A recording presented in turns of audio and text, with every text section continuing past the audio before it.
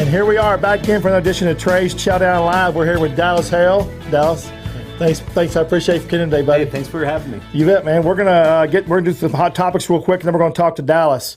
So we've got next Friday morning for 2 hours. We have on ABC Channel 8 Daybreak. We have our chicken special. They wanted to do a special for chicken because everybody's been eating holiday food. So absolutely, we're doing a 2-hour chicken special on ABC Channel 8. And then Saturday morning, we've got a best chili in Dallas-Fort Worth for Fox 4.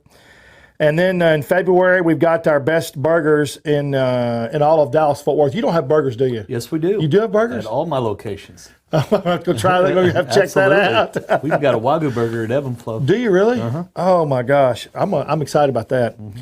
Also, I talked about this last week, but I just touched on it when Chef Gregory was here. But the Le Cordon Bleu location has been sold, and El Centro Culinary College is going to move down there to the new Le Cordon Bleu, the old Le Cordon Bleu location, and they're moving down there. So if y'all are interested in any kind of culinary career, the one in downtown is staying there, and they're just adding another to the old Le Cordon Bleu building, which is going to be a neat deal, especially if you want to be a chef. Absolutely. You got to have that passion. And the drive. And the drive. And the drive. I always tell everybody the difference between a cook and a chef.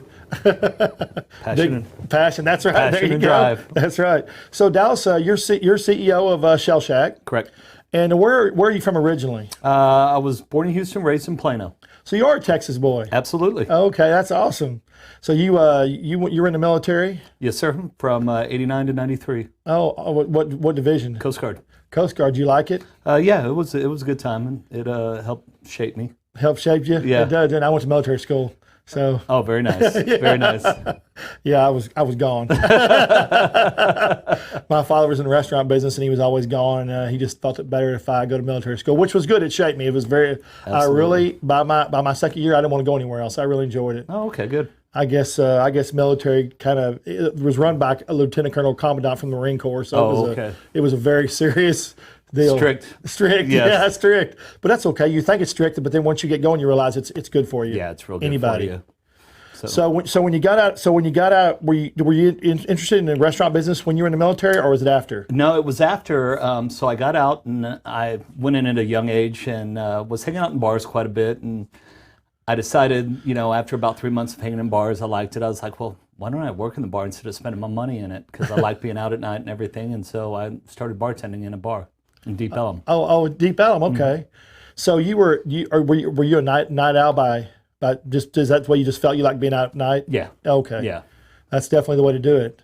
That must have been a while, but that was a while back, huh? That was in the 90s. Yeah. So you've seen Deep Ellum go through 2 different rotations. Absolutely. Yeah. We were just talking about that. They're doing fantastic over there. Oh, it's booming down there. It is down there. And I used to think it was going to be 7th Street in Fort Worth, but Deep Ellum has now kind of have outpaced them as far as new restaurants and new concepts. Absolutely. They're popping up everywhere there. Yeah. Yeah, it's unbelievable. So you were there in Deep Ellum, and then what'd you do after that? How'd your career take shape, I guess? So worked in Deep Ellum for a while, became a general manager, worked my way up, and opened up a nightclub in Deep Ellum, and thought I knew how to own.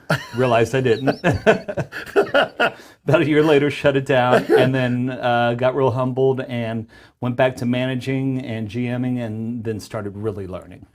It's amazing, but that was an experience that you won't ever forget, though, right? Right, absolutely. Exactly. Yeah, it's sometimes you have to learn by fire.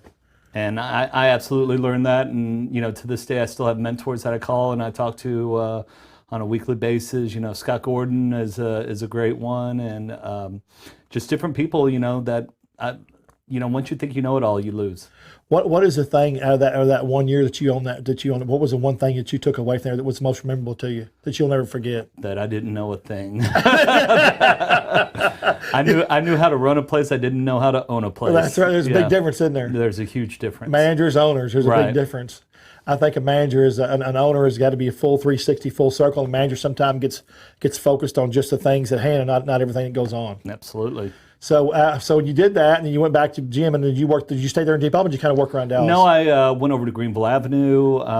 Was doing some nightclubs, and then started getting into some restaurants. I wanted to get well versed in all aspects. So I could work in sports bars, or I could work in nightclubs. I could work in restaurants, and different things.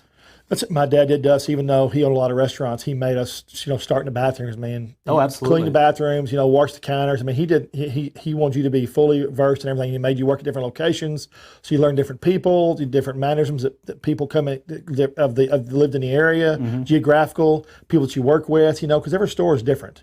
Every store is geographically located in a different location, so it's different people come in there, and also too, you work with different people. Right. And I think what you did is, I think working around is a big plus. Not only that, you learn from other restaurant skills. Absolutely.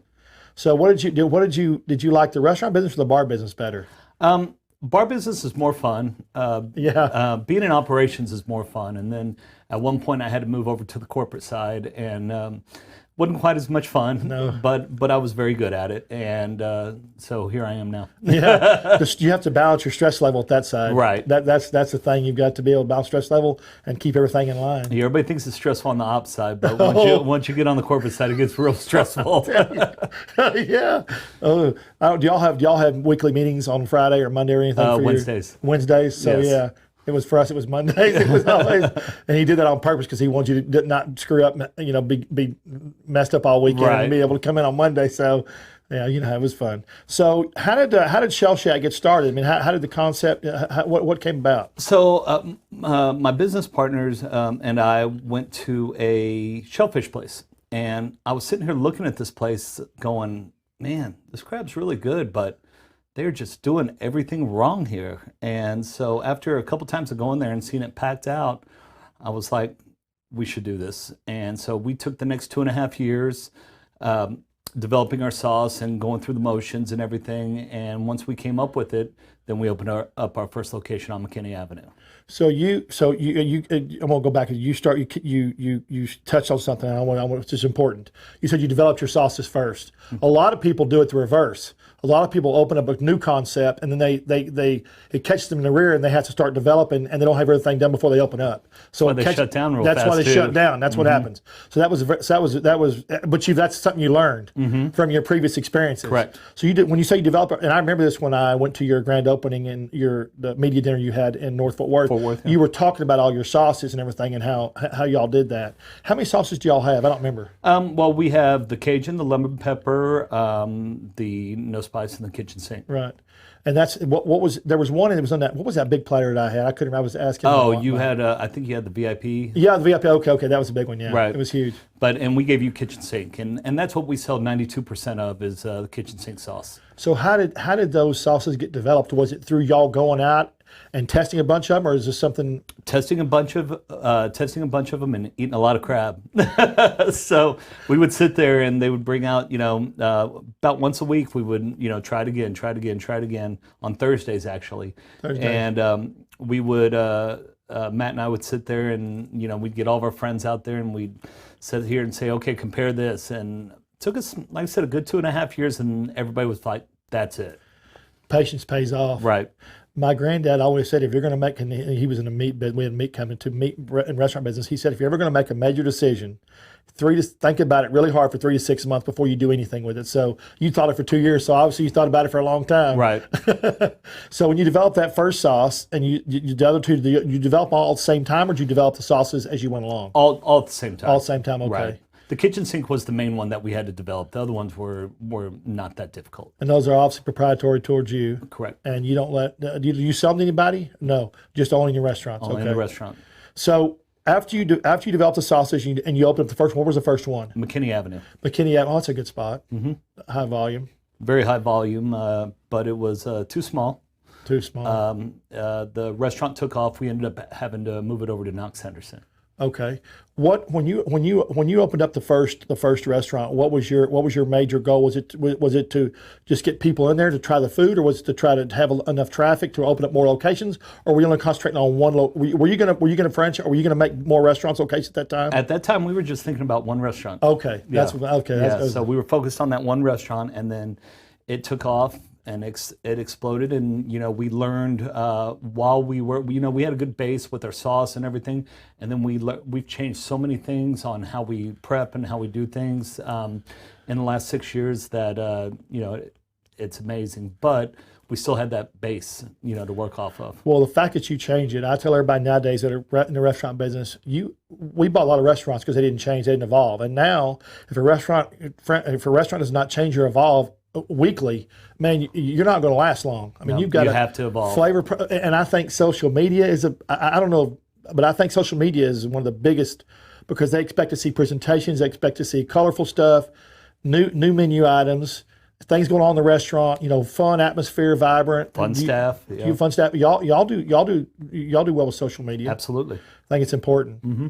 So you did that one, but you moved it up to Knox Henderson, Correct. and then you've blown up from there. Well, we actually just moved it to Knox Henderson a year ago. Plano was our second location. Okay. And then we did Arlington and Mesquite back to back. We opened up Arlington and immediately moved over to Mesquite.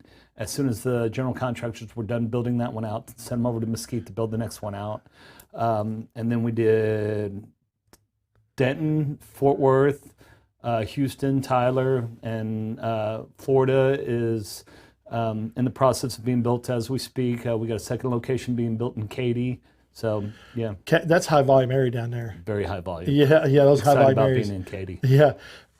What's your best store? If I could ask, you don't have to tell me. I'm just curious what the best store is right now. Dallas. Dallas, okay. Mm-hmm. That's But they all do very well.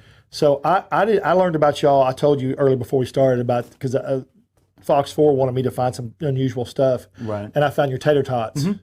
So for people who have not had your tater tots, tell them because your tater tots were delicious. Tell everybody about the tater tots. It's like a crab stuffed tater tot. It's crab in the middle and it's tater tot on the outside, and you can eat it. There's really no wrong way to eat it. I got people who eat it plain, people who put it in tartar sauce, ranch, cocktail sauce. I eat it with ketchup. So however you want to eat it. It's really good. I went back because I was trying to narrow stuff down. I went back a second time to have them. They were just the thing is they were consistently cooked the same both times. Sometimes if I go back to a restaurant to try, because I have to eliminate dishes, for if I'm doing a list or something, right, for show. And sometimes they're not cooked the same. And it was exactly the same. Well, and that's how one of the ways we've evolved in the kitchen is I've got everything on timers now. I've learned how to put crab on timers, tots on timer, fries on timer, and everything is very, very simple, very easy. Just put it in and hit the button. Consistency is key. Take all the thinking out of it, right? Absolutely. So what's y'all's number one dish at Crab Shack? To you, what's your number one dish? My favorite dish or our top seller? I guess say your favorite dish. Bear dye crab. Is it really? Yes, bear dye crab. It's very rare. We're one of the only few people who get it in the state of Texas. It's just sweet. If we can't ever even put it on our menu. It's a chalkboard item. We've been lucky enough for the last few years that we've kept it throughout the year. But at any time they could say, no bear dye crab this year. So we've never actually put it on our menu just for that reason. I remember you talking about that at the media dinner. That's the one from the on the TV show, correct? Yeah, the go through Deadliest that. Catch. That's very interesting. So go through that. So on Deadliest Catch, you always hear about the elusive bear dye crab. Right. And, they touch on it. It's hard to catch and everything. And Wild Bill actually from Deadliest Catch sat in our Plano location with me for about 6 hours, and I learned so much from crab from that guy.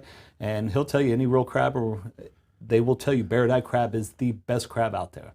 And it's succulent, it's sweet, it's more meatier, it's just a delicious crab. But it's I guess it's harder to find. Very hard to find, yeah. Is some years that they don't find very much of it? Is that what the deal is? Yeah, some years they don't find very much of it. We always get all of our crab from Zone 12, which is the top zone. There's different levels, which gives you different quality of crab. We always do Zone 12, and like last year, the reason why crab prices have gone up is there were whales in Zone 12, so they couldn't fish the zone hardly at all.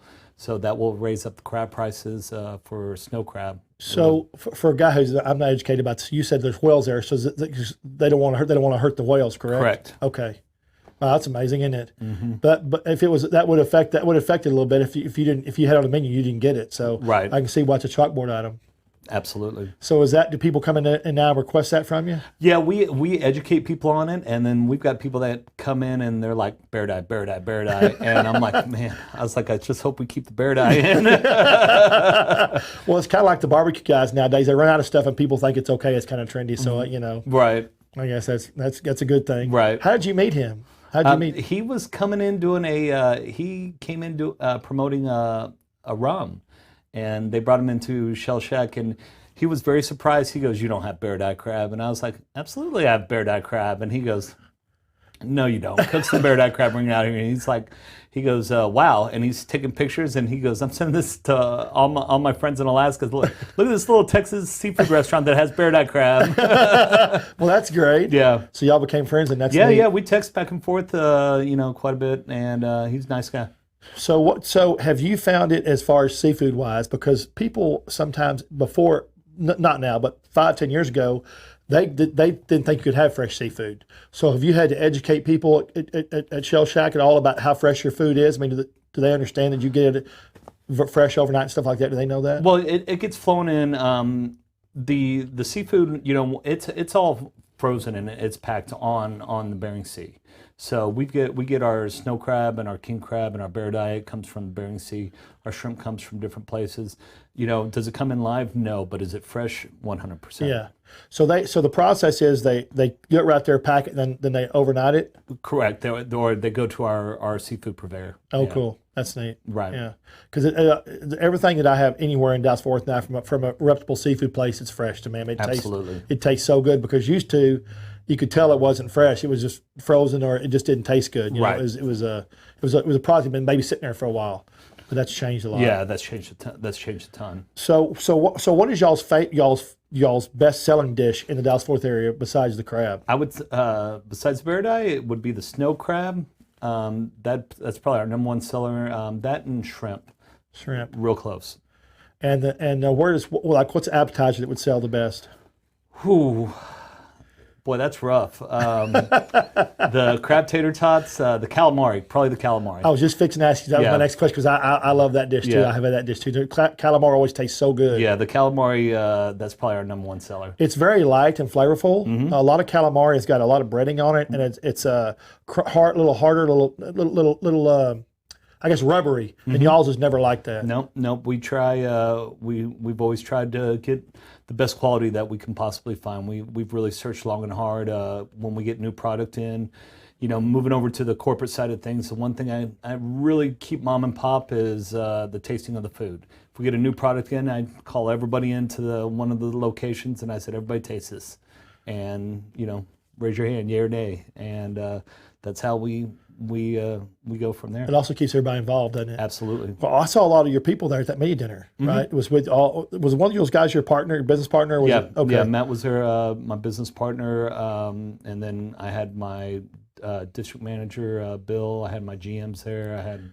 Yes, if you keep everybody involved, it makes it feel like a more family because y'all's locations, although you're corporate, they don't feel corporate. I mean, everybody's friendly, and it's a really good environment. Right. Yeah. It's maybe it's that passion you instill in them. We try. So what's the next biggest step? What's y'all's next dish y'all are working on? It's a dessert. That's right. Okay. It's a waffle or a funnel cake fries. Just wow. like funnel cake that you get out at the state fair. We've got funnel cake fries that are about to come out as a chalkboard item to see how they turn out. Oh my God. They're delicious. I bet they are. You get them with powdered sugar, get them with cinnamon sugar, get them with some caramel. They're pretty tasty. Where did that come from? One of my reps came to me and said, "Have you tried these yet?" And I was like, "No." And they dropped off a case of them, and I had everybody try them. And I was actually out of town when they were trying them. And they go, "Dallas, you got to get up here and try these before the staff eat them all." So when we were there, now I had to be up early the next morning, and I had to leave, if you remember. And you said, "No way, I want you to take the cake with you." The carrot cake. The carrot cake, and it was absolutely delicious. And I had a million things going on in my mind. I'd written a few things down, but my girlfriend just told me the story because you told her because I was talking saying bye to somebody. Right. So will you tell? Because the story's interesting. I love. To me, food tastes better with a story. Okay. And that's an interesting story. So tell that story. So the carrot cake came about. We had a good carrot cake, very tasteful. Never got any complaints about it from one of the vendors.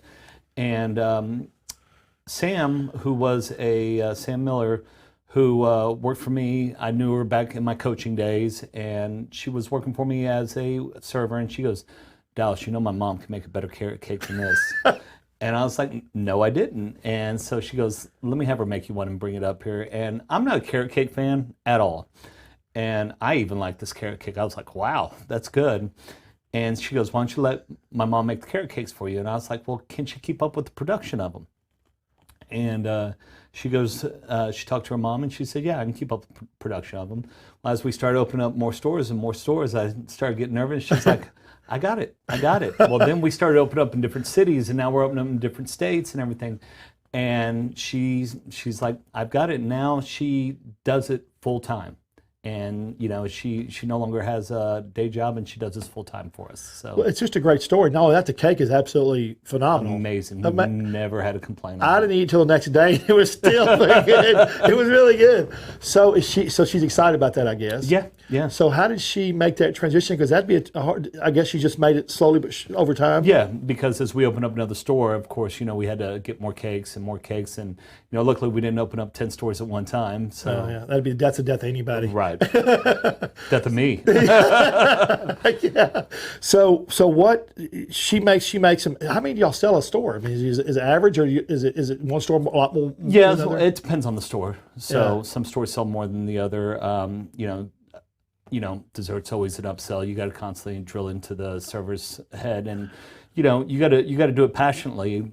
Tell them about how we got the carrot cake and how it's homemade and made from scratch and everything. Because most people think you just get it from a purveyor. They don't realize it's made from scratch. To me nowadays, if you tell somebody if it was the story, then most often they're going to buy it. Absolutely. Have you seen? I think in the last 5 years, 7 years.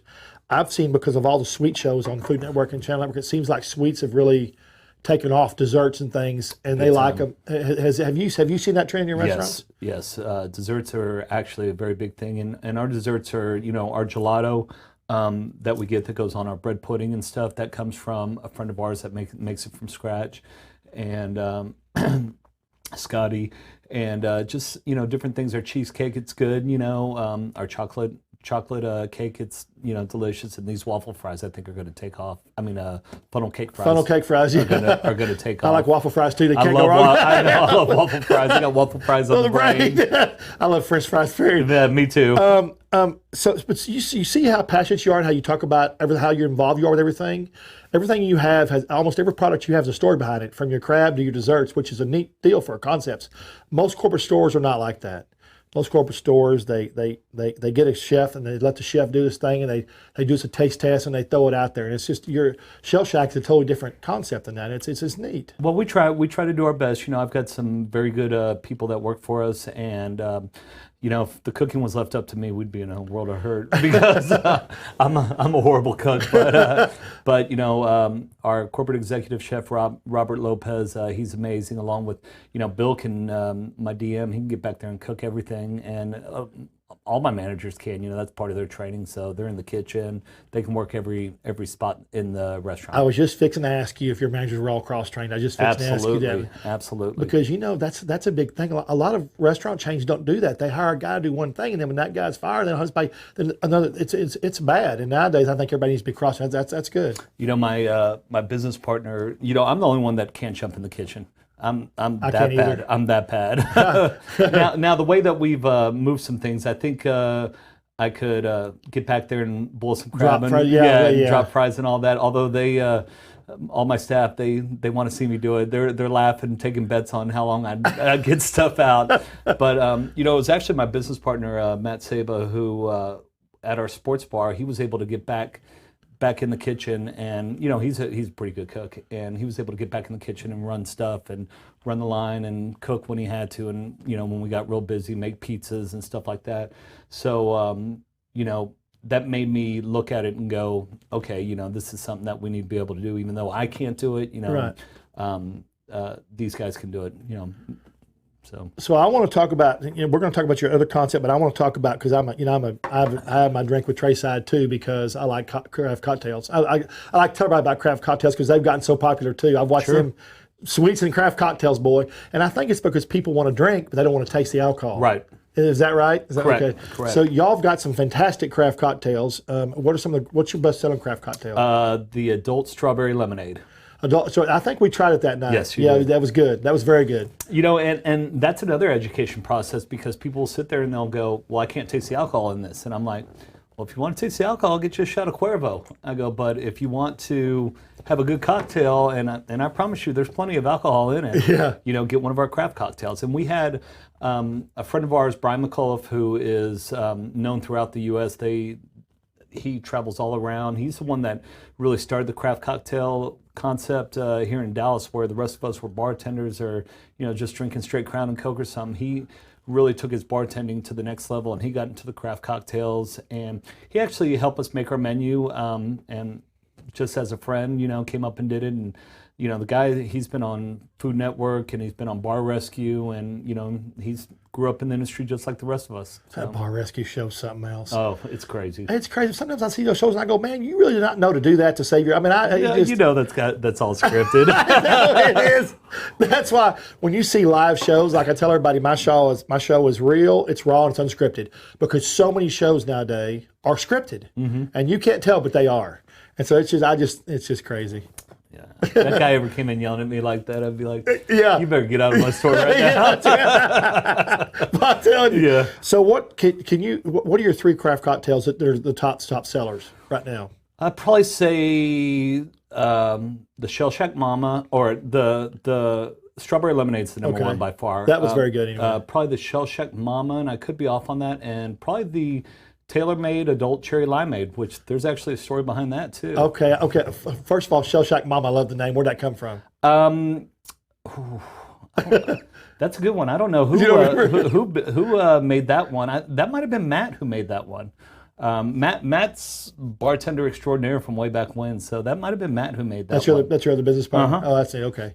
All right, so the other one you're talking about. So the tailor-made adult cherry limeade, my daughter Taylor, who is one of my senior managers in Denton, she started off working at Sonic. Okay. And when we decided we needed a cherry limeade on the menu, all the bartenders and everybody were putting together their recipes, and we were going to have a little contest. And I told her, I said, if you win, I will name it after you. And she used her Sonic ingenuity from the cherry limeades and everything, and came up with this cherry limeade, and she won the contest. So it will forever be known as the tailor-made adult cherry limeade. Well, it's hard to beat a Sonic cherry limeade. It is definitely hard to beat that. And so you just add alcohol to it, and voila. Add alcohol, and she played around with it, and it's delicious. That's a great story too. Yeah. See, all your stuff's got stories. What is at Shell Shack? You have other things besides the burger. What is your for people who don't eat seafood? What's the non-seafood item that sells well at Craft Shack? We got buffalo chicken sandwiches. We've got grilled chicken sandwiches, grilled chicken plate. Chicken fingers for the kids, different stuff like that. It's still seafood, but the catfish sells really well. I bet so. The fried catfish. Why don't people in Texas don't classify catfish as fish? I don't know why they do. It's Do you see that? all the time? Yeah. They're like, I don't like seafood. We got catfish. Okay. That's so funny, isn't Yeah. it? So have you ever been there when you've had somebody come in like with a child or with somebody that doesn't like seafood? I don't really like seafood, and they try it and they go, oh wow, this is really good. Yeah, when I have somebody come in, if I happen to be there and they say my kid doesn't like seafood, I said, let me play around with them, and I'll give them some fried shrimp or some fried alligator. Yeah. That's a good one because that just tastes like chicken. It does taste like chicken. We prep that really well, and and I get it with our tartar sauce, which. Funny story behind that, our tartar sauce doesn't taste like anybody else's. And I don't like tartar sauce. And when I was given that, I was like, wow, that's good. That's how tartar sauce tastes. And Matt and I went to another restaurant and I got tartar sauce. And I was like, ooh. And Matt goes, yeah, our tartar sauce doesn't taste like anybody else's. That's good though. That's another thing that brings people there. Right, absolutely. What do you think it is? And I think it's because people are just scared. What do you think it is they don't want to? Because it's like sushi. People, I don't like sushi, but if I take somebody and I let them try a piece of sushi, it is fresh. Most of the time they'll like it. I think it's either they've had something bad, they've heard stories, they're just scared. What do you think the main thing is? I think they're just scared. With me with sushi, I was totally against sushi, and started off a little with like a shrimp tempura roll, which is all cooked. Yeah. And then they're good, by the way. Yeah, they're very good. And then worked my way up through. A friend of mine worked at my favorite Japanese restaurant, Jinbei, And he would say, Dallas, try this, try this, try this. Now I eat all sorts of sushi, and I own a sushi place, you know. So, yeah, I just think that people are scared, you know, and they just kind of need to be broke in a little bit, you know, nice and easy. Yeah, I do too. So, okay, so let's talk about some of the other concepts because we're going to bring some of your other food because y'all brought some food here today. Yes, we did. And we're going to bring that in and show them a little bit afterwards. So you got some other concepts. You got sushi, obviously. Sushi Marquee and the Star, which is it's more than just a sushi restaurant, and we have a full hotline with Wagyu steaks, we have fillets, we have ribeyes, you know, we got a full cook line also, and then we have some of the best sushi out there. Plus the atmosphere, it's very interactive. We play 80s, 90s music. I love that. You know, great patio. You know, staff's dancing, so it's a lot of fun. I've seen 80s and 90s music make a big comeback. A huge comeback. Well, I don't know where it came from, but boy, it's made a comeback. Yeah, huge comeback. I see even on I think all the new TV shows I've got the last 3 years too about, you know, breaking the bands and all the 80s and 90s bands. Yeah. Everything has just really come back around. It's crazy. 100%. So y'all play that there. We play the videos, nonstop from 11 a.m. to 2 a.m. I have not been there. I'm ashamed to say I haven't been there. Oh, you should come out. It's a lot of fun. Do you prepare everything right in front of everybody? The sushi's prepared all right? Yeah. We've got the sushi. It's the main focus right when you walk into the restaurant. We've got a nice bar where we do tons of craft cocktails there also, you know, with the spin from the Japanese whiskeys and stuff like that. And then we've got a great patio outside that's got a bar, and it can be enclosed and heated and everything, so you can use it almost year-round. If it gets a little too cold, it doesn't quite get warm enough. I run so hot I could sit outside pretty much any time in Texas. It seems like it's gotten warmer. It used to be a lot colder. Look at this Christmas. I mean, we're 71 today. Doesn't seem like Christmas, does it? 70 degrees. I might as well go to Florida. Right.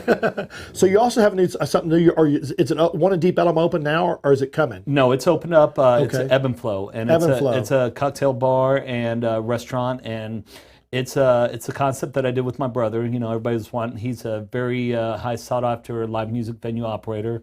Runs Bomb Factory Canton Hall down there, and that's a big one. Yeah, huge. And you know, everybody was always wondering when we were going to do something together, and so they came up with this concept, and him and I did it together, and it's a lot of fun. And how long has it been open? About 4 months, I think. Okay, that's fine. So, describe the menu a little bit. What kind of food is it? It's it's just real tasty. We've got something that called Cubano egg rolls. That is basically a Cuban sandwich and egg roll. Oh my God! That made best appetizer, or one of the best appetizers on Texas Bites for 2019. We've got toasted raviolis as appetizer. We've got a bunch of sandwiches that you can also have made as a wrap. We've got a Texas Southwest wrap. We've got a mahi wrap, which is just delicious. In fact, it was a sandwich. Now we get more wraps. Once we switched it over to, you can do it as a sandwich or wrap. Everybody's getting it as a wrap. We got some great plates, pork chops, mahi again. Mahi is actually our biggest seller. Is it really? It is. If it's fresh, it's delicious. It is so delicious there. Everybody, that is one of our top sellers there. Whether they get the mahi plate or the wrap. We got a stuffed chicken breast, you know, different things there. It's really good. Where is it in Deep Ellum? It's on Commerce Street, right across from Bomb Factory. Okay. Right next to Dots. Okay. Yeah. I gotta go check that out too. Yeah, please. So that'd be awesome. So where y'all gonna go from here now? So I know y'all got some other plans. Are you gonna open up some more sushi restaurants, or is that a one type deal? No. We're definitely gonna do more sushi. We're going to we're opening up in Florida right now with Shell Shack. Where in Florida? In Tampa. Oh, cool. Yeah, and we're just expanding out, looking in different spots to just keep on going. While we still have the energy left in us. You got lots of energy, obviously. Trying. So you're doing Florida, and then are you gonna put any more stores in DFW? Do you have plans to do that later on? We're looking at one location right now, and I think we've almost got it unlocked. So we're not gonna announce it yet, but it will be in a press release once we get it unlocked. That's great. And you're working on that new dessert. When does that come out? Hopefully within by the first of the year. I can't wait to try that. Yeah, it's really That'd good. be something good to introduce for the first of the year, wouldn't it? Yeah, and I'll tell you what, I was sitting there eating it, and I had to tell the bartender to get it away from me because I just kept on. Funnel cake. Who doesn't like a funnel cake? And, you know, with that caramel, I was eating it with caramel sauce, and I just couldn't stop. That's another. I went to try a dessert. You said caramel sauce. That's what made me think. I went to try dessert. Twigs bistro. They revamped. I guess they've revamped. They've changed their name. They've changed their menu around. They're having trouble, but they have a new thing called Drunken Donuts, and it comes with a caramel sauce and a chocolate. And I had that this week. So I just like caramel, but yeah, I thought of that. Yeah, Common Table does a great donut holes with same thing with caramel sauce and can never go wrong. Donuts with and funnel cake. Oh. But although I would take a funnel cake over a donut, just me. Yeah, me too. So what all did you bring today for us? Oh my God, we brought crab, we brought grilled shrimp, we brought alligator, I believe. We've got a whole variety of stuff. Awesome. For So we're gonna start. All right, thank you. They're gonna bring it in for us. Oh, perfect. Yeah. So and we've got the God camera up there, so we'll put. Oh, okay. That's awesome. So the platter, the VIP platter I had, that's all I had. Does it come that same way when I had it? Does it come that way every time? Yes. Okay. And that had. Can you tell me what all it had on it? Oh my, we've got 4 different platters. The VIP, don't hold me to this. When It's Bill hard. comes in, I can actually get the exact. But I believe it comes with catfish, shrimp, snow crab, and king crab, if I'm not mistaken. So It was big. yeah, I've got different restaurants in my head right now, so Yeah, it's hard I to keep understand. up. Yeah. We took what we did. We took home. It was good. Yeah. And the corn was delicious. Oh, the corn and the potatoes, once it soaks into the sauce, Yeah. is so good. And you know what's good? Crab is actually very easy to reheat. The way we package it and the way we bring it out to the table, you just put it in that bag, just seal it up, 30 seconds in the microwave, good to go. So that bag that you bring out, you can reheat in that bag. Absolutely. Okay. Yeah. That's a neat bag. Yeah. Crab travels well. Unfortunately, fried doesn't. It'll get soggy Oh, very you can't. easy. Don't Yeah. you wish? As soon as somebody comes up with a way to travel fried food, they're going to get rich. I'm telling you. we actually, I tell everybody that orders fried food to go, I go, you guys do know it's not going to be crispy and everything like you're used to here. And we know. Are y'all doing delivery stuff? Not yet. We are about to get ready. I talked to a chef, and he doesn't speak a lot of English. He owns some ramen places, has 3 of them, and he won't do it. He didn't like his food to go. He said it's not the same. I don't care what anybody wants. They can come here and eat a bite and take it with them. I'm not going to send it out. And so there's some people just not going to do it. Well, we have enough to-go orders coming in that's the only reason why we're entertaining it. I guess people are just on the go nowadays. It's just hard, right? Yeah, or they don't want to, our restaurants do get busy, so they'd rather just get to go and take it home. Yeah. So what if somebody wants to be a manager for you, do y'all hire from within, or if you're looking for management, can they apply somewhere for you? Absolutely. All they have to do is go to shellshack.com and go to careers and hit apply, and it'll take them to an application, and they can sit there and apply online. Y'all always looking for management staff? Always. We're always looking for staff. Good people are hard to come by, so we're always looking for good staff. It's hard to come by, isn't it? Hey, where'd you get the idea to serve it on that red tray? It popped into my mind. My ADD is good going. So that actually came as an accident because initially we served it right on the table with that butcher block paper. Yeah. And a couple of the staff members started putting it in a tray, and then everybody started asking for the tray, and we used to serve it in a tray, Pacifico tray, and then we some of my business partners and director of franchise, John Glasser, they were like, well, we might as well brand it, and we came up with our own Shell Shack branded trays. Okay, because I love that presentation. I thought that was fantastic. Yeah, and it's a lot cleaner because we were getting an issue with if a table's just barely tilted, the sauce will start running, and if you're not careful, it'll run on somebody's pants, and they get a little upset about that. Oh, I bet that's not good. Yeah. Oh, well, that's a good idea. Right. Well, I just thought it was such a great presentation because presentation is everything. Well, again, and that's how we've evolved, throughout the years. And it actually worked out good for us because if you're putting hot seafood on our table, even though it's on that butcher block paper, within about 6 months, you look at that table and it's all cracked and everything from the heat. Oh, I didn't. So yeah. that's actually helped us also. So that's helped you too, is other things. So, because I like that platter so much that the VIP platter I had. Where do your potatoes come from? Are they from vendor? Because potatoes are very, very good. Yeah, they come from a vendor. But I mean, from somebody. Do you get the same guy all the time? Absolutely. Okay, they were so good. And the corn, same way. Absolutely, yeah. It comes from the same vendor, same corn. It's that sweet corn. So that's really good. Bill, what's in our VIP platter? We've got a pound of shrimp. Let me have that right here. That's where I was going. Okay. Okay. Absolutely, sir. Thank you. Pound of shrimp and a pound of snow crab. Pound of With shrimp, pound corn, of snow sausage, crab. and potatoes. With corn, sausage, and potatoes. There you Wow. That smells. I forgot about the sausage already. Mm-hmm. So go. this Those is corn and potatoes that you like so much. Oh, yes. The grilled shrimp. Oh, that grilled shrimp. Let's bring that up here too. Yeah. There's a story behind these grilled shrimp also. Okay. I love stories. I was actually meeting with our POS purveyor, and I just had the taste for grilled shrimp that day. It wasn't on our menu, and I asked who was in the kitchen, and we were at our planning location, and it was one of our top guys, and I said, see if you can make me some grilled shrimp real quick. He whipped it up with some garlic butter and stuff like this, and they're those crab tater tots. Oh, there they are right there. Yeah. And he whipped it up. I was like, okay, we need to put that on the menu. And so we played with it for a couple weeks just to make sure we get it right. And next thing you know, we put grilled shrimp on the menu. That's fantastic.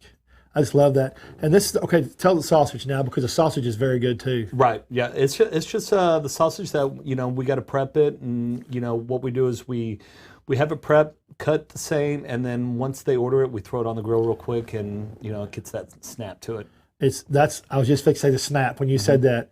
People that don't eat sausage a lot don't understand the snap. The snap's really important. Right. Yeah. If it's been sitting too long and it gets soggy, so Yeah, you can tell. oh yeah, you got to be real careful with that. And that goes with your line checks. You got to go through. People don't understand. You got to taste it. Taste is a lot of things. You got to grab it. Make sure it's got the snap. You got to taste the corn. You got to taste the potatoes. Everything. There's a taste test That's involved. that passion, see? Absolutely. All right, so we've got this is the VIP normally would be on to come like this. No. Yeah, it's on one. Yeah, it comes all in one bag. We have 4 different platters. Bill, help me out here. What are our platter names? We've got the VIP. We have the date night. We have the boss, and we have the heavyweight. The heavyweight's the big dog. Okay, That comes with you better be ready to eat or have a lot of people with you. We basically have a heavyweight here between the boil, the veggies, and the boss. Okay, thank you.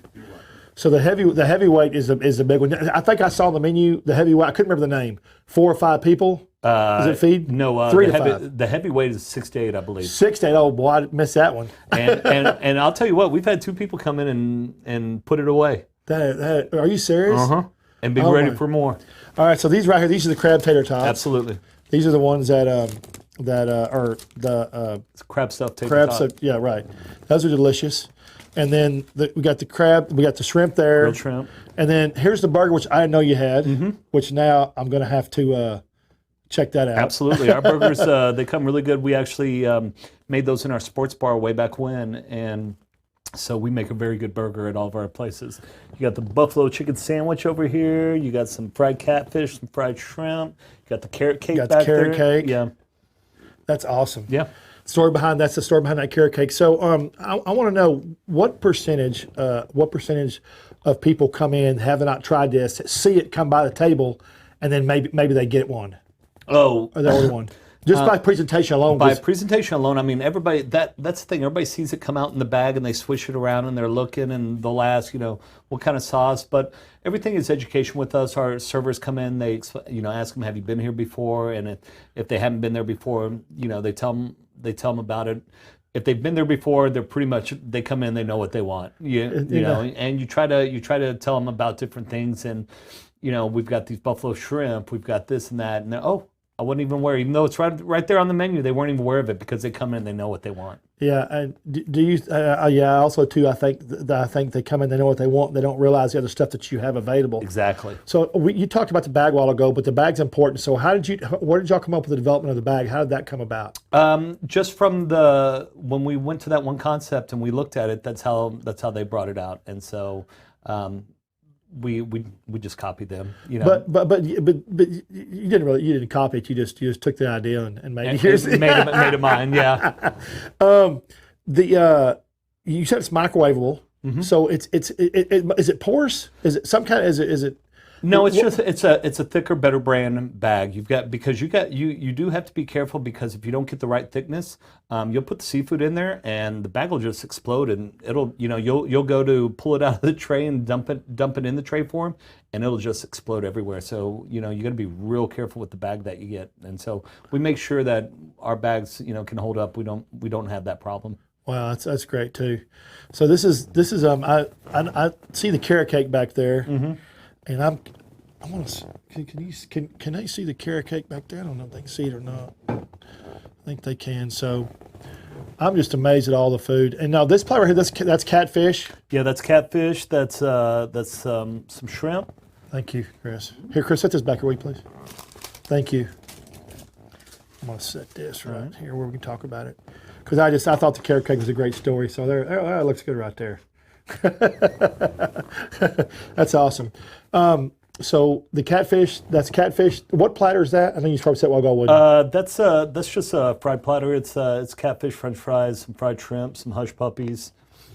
So and he said a while ago when he left, when you do the big platter, that comes with it, right? Correct. Okay, that's awesome. And your hush puppies were good too. Our hush puppies are good. Our catfish is amazing.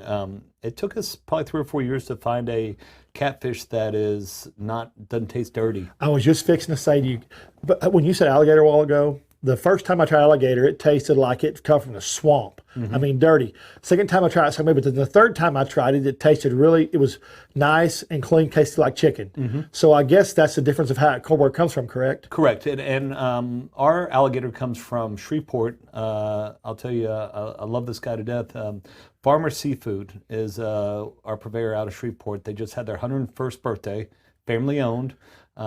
Guy Johnny, who is the owner, when we actually found them. They were driving through Dallas, and my business partner snapped a picture and sent it to me. And I called him up.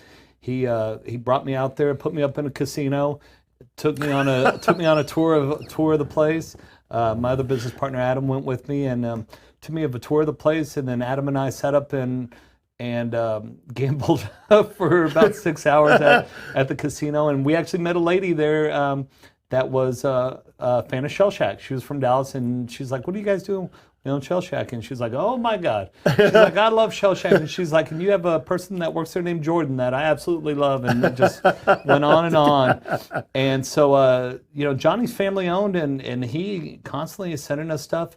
Alligator wasn't on the menu until he sent it to me. He's like, "Hey, you got to try this alligator," and he sent it out, and we tried it, and boom! Next thing you know, it's on our menu. So you saw his truck driving through DFW? Was Correct. It wrapped? Yeah, it had. See, wraps work. Yeah, absolutely. That's why we got the wrapped monster truck. Yeah. And the wrapped, little Mini Cooper. So I think wraps lots of times are subliminal. So in other words, I see you drive by and somebody drives by and sees it, doesn't arrest you with them right away. Right. But the way our minds work, they see it and then they think about it a day later, or a week later, or they see your logo somewhere and they say, I saw that wrap going by. So it's amazing how that works. But absolutely. That's funny that you did that. Yeah, huge fan of wraps. So the alligator, that's a neat story. Yeah, and different things that we've tried with Johnny. That's where our calamari comes from. We had a crab stuffed shrimp that didn't quite make the menu, and I was heartbroken because it tasted so good, but it just didn't go out as well to people. It just didn't. That's why it's a chalkboard item before it makes it to the menu. And but I was heartbroken because I really did like that crab stuffed shrimp. So is that the way you test your items, is chalkboard? Mm-hmm. Absolutely.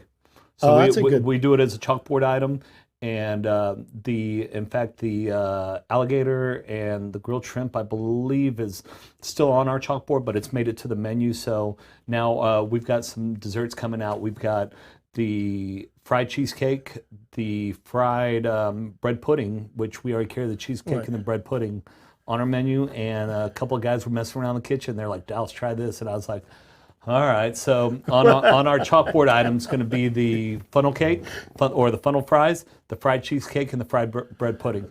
So fried cheesecake. So explain this to me. You get cheesecake off, so you just roll it and fry it? What do you? Pretty much. How could that be bad? Take our cues from the state fair. Yeah. Have you seen that new show, Carnival Eats? I have been running about 3 No, years. I haven't. You need to watch that show because it's about 3 years old now, and I TiVo a lot. It's not TiVo anymore, whatever the hell it's called. Yeah. Whatever, record them Yeah. all. And when I'm on the computer, I just let them run in the background. And then if I hear something, I'll whip around and watch it.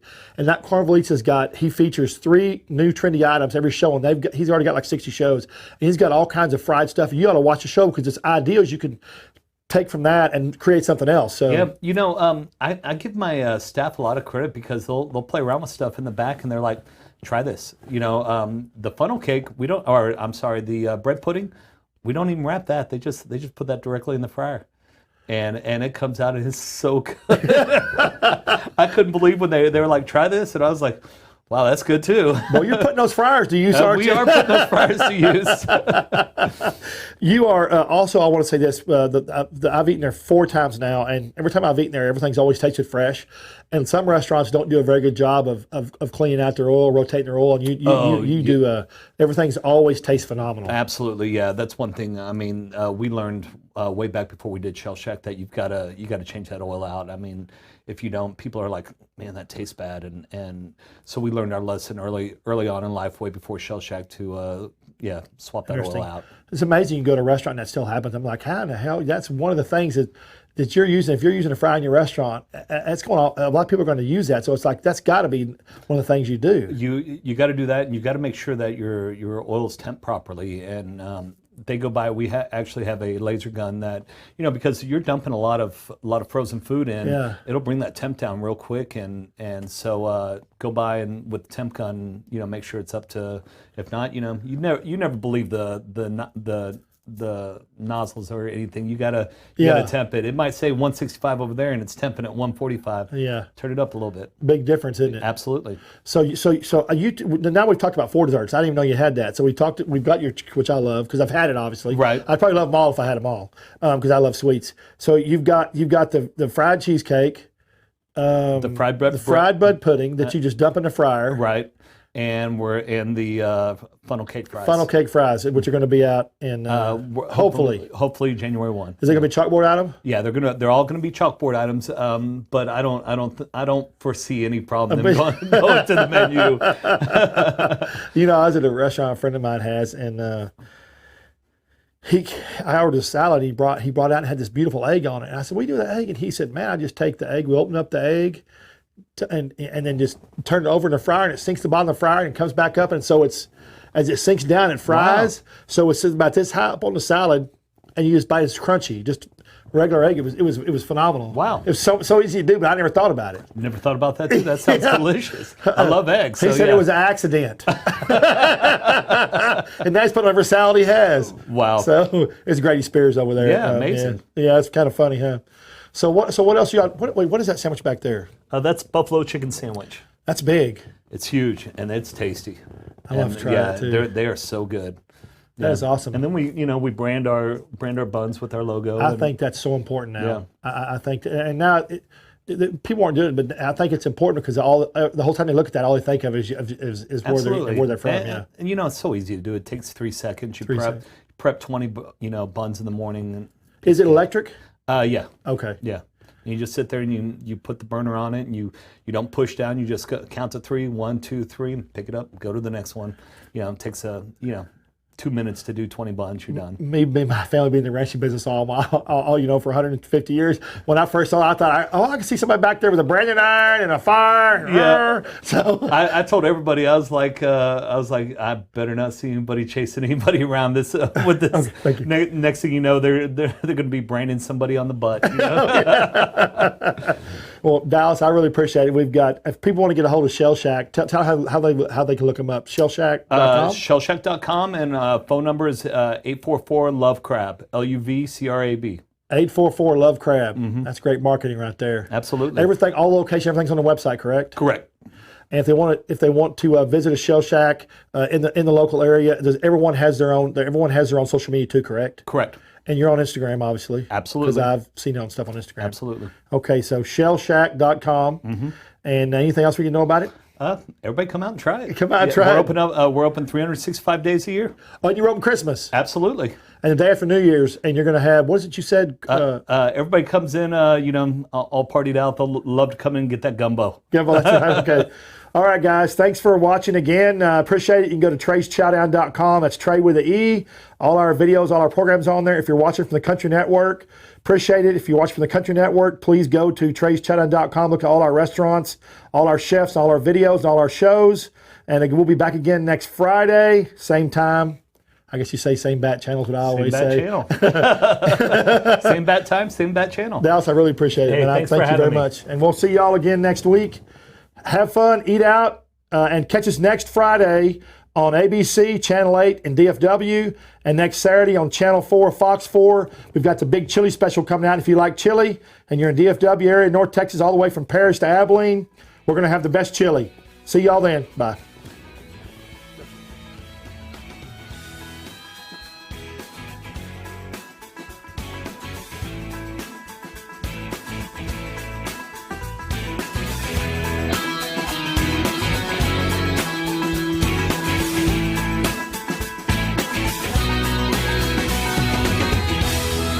I'm Trey Chapman, publisher of Trey'sChowdown.com. I'm passionate about finding the best food, drinks, and chefs and sharing it all with you. I should know I have over 5 decades of food experience. Find me on any podcast platform, Facebook Live, or just Google me. Now you can watch and listen to all my great finds every week on my live TV and radio podcast at Trey's Chowdown Live.